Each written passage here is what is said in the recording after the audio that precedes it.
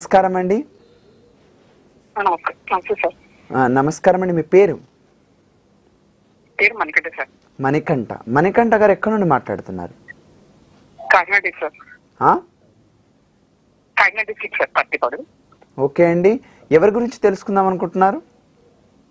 నా గురించి సార్. మీ గురించి. మణికంఠ గారు మీ డేట్ ఆఫ్ బర్త్ చెప్పరా? చెప్పండి sir. August August 23rd 23rd 1998 sir. 1998. Time 8:30 sir. 8:30 మార్నింగా? అవును సార్. ఓకే అండి. ఎక్కడ జన్మస్థలం ఎక్కడ? రాజమండ్రి సార్. రాజమండ్రి. ఓకే, మీ సమస్య గురుగారితో వివరించండి. మీకు తగిన ఫలిక మీ సమస్య గురుగారికి వివరించండి, మీకు పరిష్కారం చెప్తారు. జాబ్ గురించి నాకు గురుగారితో మాట్లాడండి. ఫైనాన్షియల్ స్టార్ట్ గురించి.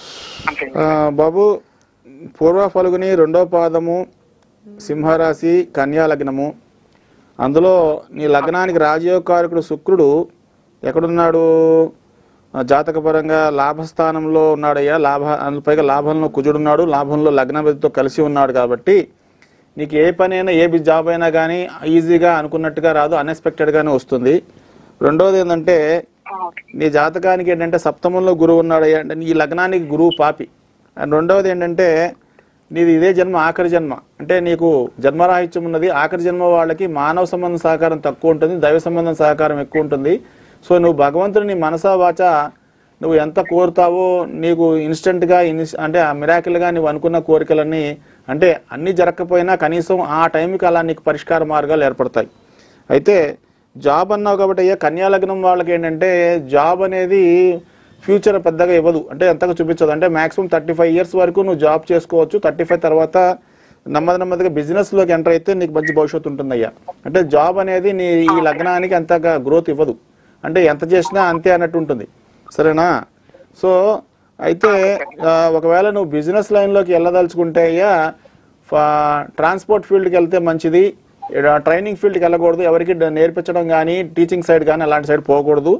నీకు నీకేంటంటే కలిసి వచ్చేది ఏంటంటే బ్యాంకింగ్ సెక్టార్ కానీ, లేకపోతే క్లోతింగ్ ఫీల్డ్ అంటే ఈ ఫ్యాబ్రిక్ బిజినెస్ కానీ, ఆటోమొబైల్ ఫీల్డ్ కానీ, ట్రాన్స్పోర్ట్ ఫీల్డ్ కానీ బాగా కలిసి వస్తాయి. తర్వాత మరి జాబ్ ప్రస్తుతం నీకు నడుస్తున్న సిచ్యువేషన్ ప్రకారం చూస్తే చంద్రమాదశ నడుస్తుందమ్మా. ఈ చంద్రమాదశ చంద్రుడు బుధుడు కాబట్టి ఖచ్చితంగా జాబ్ అయితే వస్తుంది. ఇప్పుడు ఈ సంవత్సరం ఖచ్చితంగా నీకు 2025 జనవరి వరకు చంద్రుడిలో బుధుడు నడుస్తున్నాడు. డెఫినెట్గా నువ్వు కోరుకున్న జాబ్ లైన్ అయితే వస్తుంది, దాంట్లో సందేహమే లేదు. సో దాని గురించి ఆలోచించాల్సిన అవసరం లేదయ్యా, వస్తుంది జాబ్ గ్యారంటీగా. అందులో సింహరాశి కాబట్టి ఏంటంటే కొంచెం మనకి సహాయం చేసేవాళ్ళు తక్కువ, చెడగొట్టే వాళ్ళు ఎక్కువ ఉన్నారు. ఎందుకంటే 2 రూపాయల ఆదాయం 11 ఖర్చు కనబడుతుంది. విమర్శకులు ఎక్కువ ఉన్నారు, ప్రోత్సహించే వాళ్ళు తక్కువ ఉన్నారు. కాబట్టి ఎవరు ఎంత మనం విమర్శిస్తే మనలో అది అవతల వాడు మనం జీర్ణించుకోలేకపోతున్నాడని అనుకోవాలి. అంటే మన ఎదుగుదల వాడికి ఇష్టం లేదు, అందుకే మనం విమర్శిస్తున్నాడు అనుకోవాలి.